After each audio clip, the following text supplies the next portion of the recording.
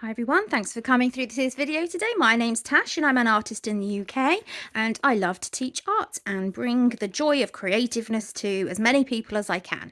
So I've recently released this book, Learn to Draw Grid Method Winter. It's a really nice size, sort of A5 size, and so you can pop it in your bag, you can take it out with you, all you need is a pencil, and you can work through the grid method activities. I have a larger version here because they are also available as downloads that you can print at home. So I have printed one off at home so that I can use it as a model to show you what to do. So we're going to have a go at this gorgeous little penguin today. So cute. All you have to do is follow the lines on the grid, and then you're done. You need a pencil, an eraser, and a liner pen. If you think you're going to like my videos, there are many more over on my channel, on my profile. Please do also check my link in bio to see everything that I can do and all the books you can buy, and all the other platforms that I'm on that you may prefer. Also, I would really like it if you could just subscribe to the channel, maybe give me a like or a comment, as the algorithm loves it and it does help me to grow. Right, now we've got all that out of the way, let's get drawing. So I'm going to start with doing the general outline of the penguin. We're going to start just below here on the line of B2, and we're going to swing all the way up till about 2/3 up between B and C, and then we're going to keep swinging all the way down until we're just cutting through C and D about 1/3 of the way down, and then slightly come around that corner and then down to just beyond halfway, and then we can join them up with a swing around. There we go. And that's basically the outline for where the scarf is going to be. So I've done the edge there. Now I'm going to come round and swing round. It can come down to this point here on the line, nearly almost the bottom, and we're going to swing around. Like now I'm using smaller strokes just because I kind of want to get a rough guide in here. Make sure I'm getting it right so it is slimmer here, comes round and up there. Fine, we got it. Okay, so the next thing we're going to draw, because we've got that in place now, is we can come from just underneath the scarf and draw in this lovely little kind of penguin arm. It's like a fin, isn't it? And then we're going to come here and do the same, and I say we'd stop about here. Okay, then we've got the scarf crossing over, so let's draw that in. So that's coming from about here, I'd say, and then about here, and then we can have that just crossing there, a few little tassels. Okay, now we're coming down from where the scarf is, just past there, to draw his cute little body in, and it's at an angle, so we make sure we do that at an angle, just behind from where his arm is, coming down here. And then we need to draw in his body, which crosses at the cross there. So let's get that through the cross. As you can see, I'm using lots of little lines as well as big lines. So some I've just gone for it with one go, and some I want to kind of get the feel for it and get it in the right place slowly. So I'm just using lots of lines. Now eventually you'll see that we do actually go over those with pen, so, and then we rub out what we don't need. So anything that I feel doesn't quite go, like his body here isn't kind of matching up with his head, so even though I followed that book, I don't feel as though it fits. So I think I need to come out a bit more and up a bit more with his scarf. I think that was where the problem has originated. Yeah, so it's much bigger up here. There we go. And then the body would come down from here. So let's just erase what we don't need. And this shows how mistakes can be put right. It's all good. We like mistakes. Okay, so we come round. That's the scarf coming round there. I don't think it needs to be quite as low, so we need to put that right as well. And that looks more like it makes sense now. It looks like his body is actually joined onto his head. It didn't look right, it looked disjointed, which is why it's always important to just check, sit back and just check that everything is making sense. Right, so now we'll do his little feet, which are basically just wiggly lines. We can do another one over here. So I'm not really worrying about doing my little sketchy lines. I can do them just freehand. And so now we've got to do his face. So this basically has to join up here. So I've done that. Oh, sorry, I shouldn't have actually drawn then. I was just trying to show you where. So this kind of has to come round and join up with this. So we're going to do the nose first, so we can get the nose in place, and then we can draw round, and then draw round, and there we go. That one needs to be much lower than that because it's like he's tilting. So again, you are constantly competing with your own mind that likes to keep things straight and level. And this isn't straight and level. So we've got to try and combat that. It's hard, it's not easy. And this eye is just here. So he's looking wonky, but he's supposed to look wonky because he's kind of leaning that way. Like this is lower than this. His hand down here is lower than that one. Okay, so we're done. I'm going to come in with a pen now. So this is where your liner pen will come in handy. I'm sure you can easily find them online.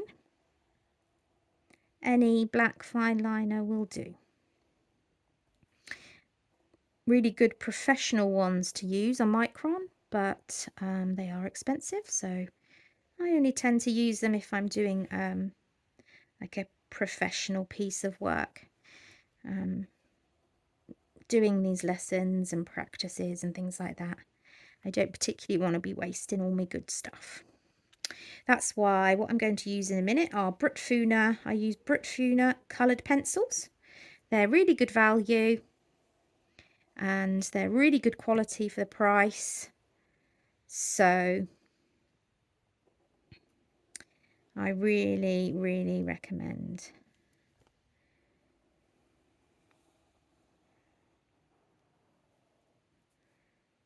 You use anything like that. Brutfuna or Claws are quite good for price, but also you still get good quality. And the Brutfunas that I use are quite soft, but once they're sharpened up, they're also okay for detail too. Right, I'm just putting the lines in of the scarf now, so I'm just looking at the picture. Mine is here, but you'll see it above, just to finish off. There he is. Put some tassels on.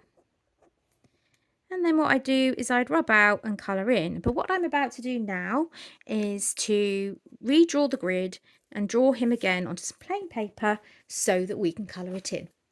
So I shall pause 1 sec. So although we have got colours given with the original drawing, we are going to kind of do it a bit more professionally. So I have a light grey, a mid grey and a black.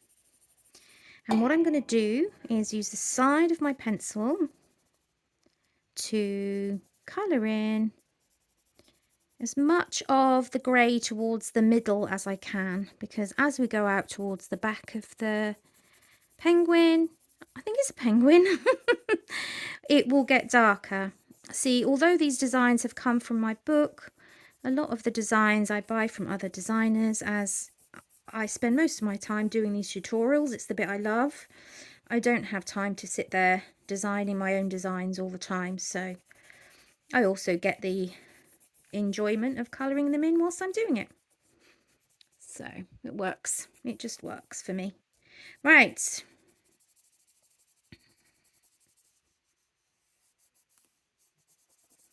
Let's get these done.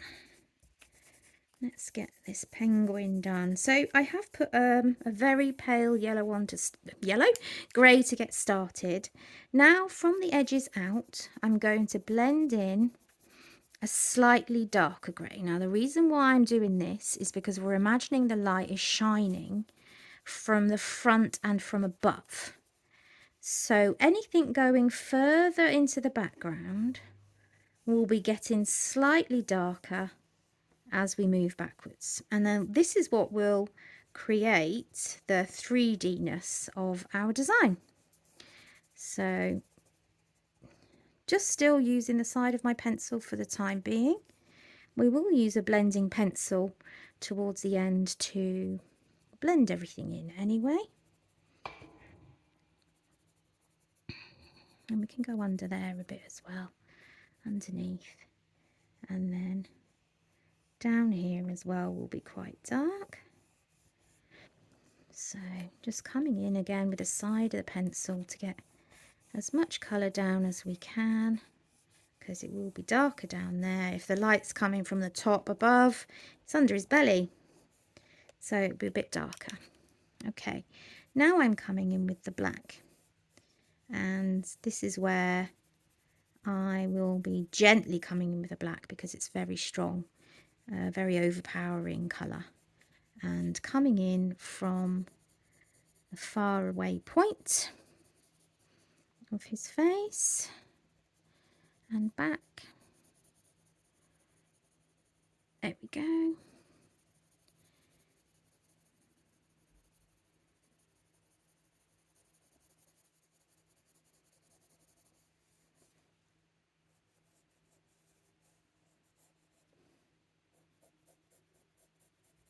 Now I'm just putting some of the black colour down because in a minute I will blend it in with the blender and it won't look like such a harsh line. You'll see what I mean. So I'm going to do the same on the wings. Just put a bit of that colour down where I think it would be needed most, where I think the shadow would be most, certainly under the scarf there. Let's get that in. That would definitely be dark right under the scarf. And then down here as well, it's going to have quite a bit of dark black there. Now remember, you can move your paper. I generally don't like to, but I think I'm going to have to here because I was twisting my hands so bad then. Okay, and we'll just blend it up slightly until it's blended into the grey. Now, what I want to do is get that dark grey and blend that down a bit more, so he hasn't got like a complete shiny white head. It didn't look right. Okay, so now we need our blending pencil. This is a Derwent blending pencil. I do love my Derwent blenders. They're very good. I need to sharpen it though because I think it's still got some colour on from the previous tutorial. A bit of brown on there. There we go. Okay, and what it does is it smooths out the colouring, it smooths out the pigment, it pushes into the pigment, into the paper more, and you also get a more vibrant look. You can see it's such a smoother look and a more vibrant look because you are really opening up that pigment from the pencil. I'm just going around in circles, making sure that I have pushed in that pigment and I'm blending it round and in.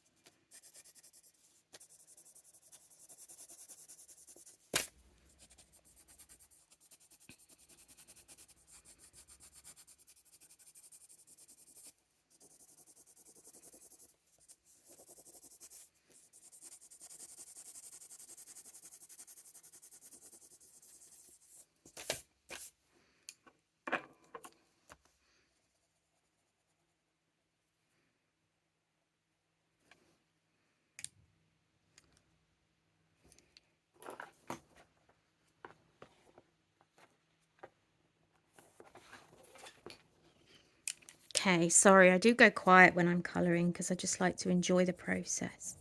Kind of got like a light orangey yellow, I suppose almost peachy colour for the feet. I didn't want it to be too invasive.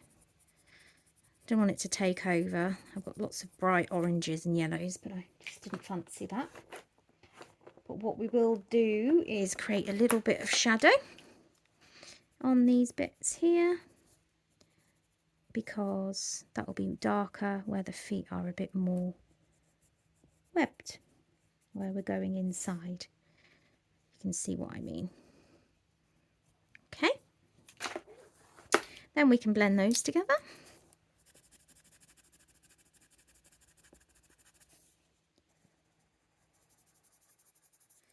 Perfect.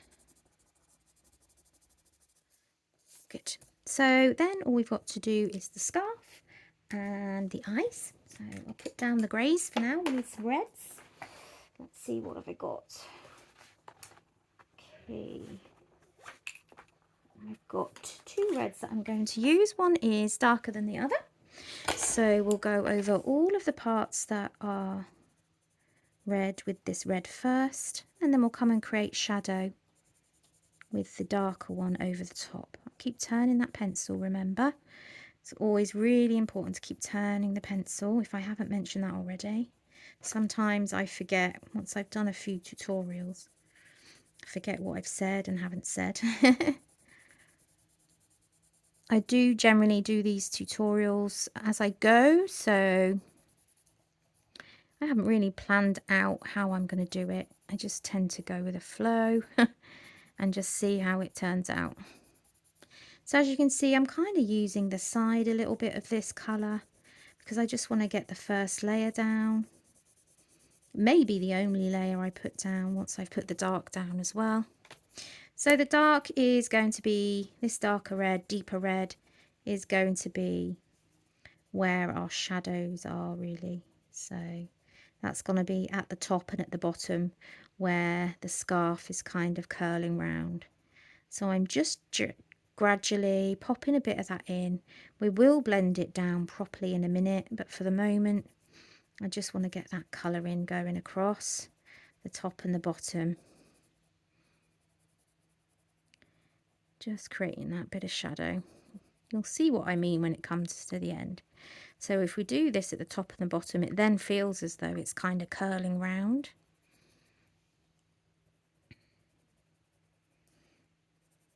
So just keep turning that pencil as well.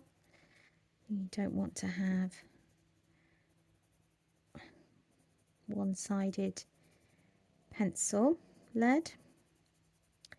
There we go.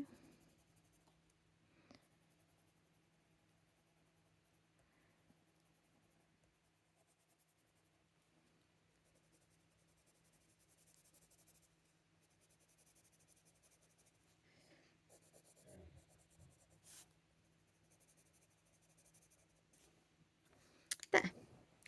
Right, so we'll blend now and we'll see what that comes out like. As you can see, the middle part is staying a bit lighter, but we're pushing the pigments into each other just to blend, give it an overall nice blended feel.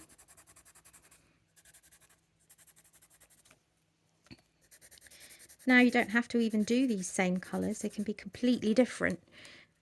So you do it how you want to do it. Now you can come in and even darken up any more, anything you want to darken up if you think it's smudged in too much. Bring some of that colour back, that's fine. I know the scarf is supposed to be white and red, but I think I want to make it black and red. I don't know why, which is why I say to you, it can be any colour you want, just whatever you feel. I felt like it needed to be black. No particular reason why. And you can still try and get a bit of that shadow and light in with the black, but don't worry too much.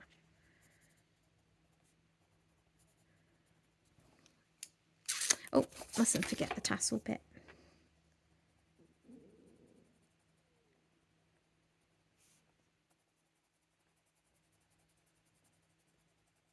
There we go, he's done. What a cutie. Now what we can do is go round again where we have blended and really build in a bit more of the dark black, because it does tend to fade, but we'll just do it where we really want the dark. Again, as I've said before, we don't want to overpower. So anywhere where we feel is definitely like a real need for it to be dark, like shadow dark, like black dark, then do it. But if there's an area that you're not too sure about, then just leave it grey, because you don't want to ruin it. Okay, so down here can be quite dark, like that. And it really does just help to create that 3D-ness. A little bit on the head going back.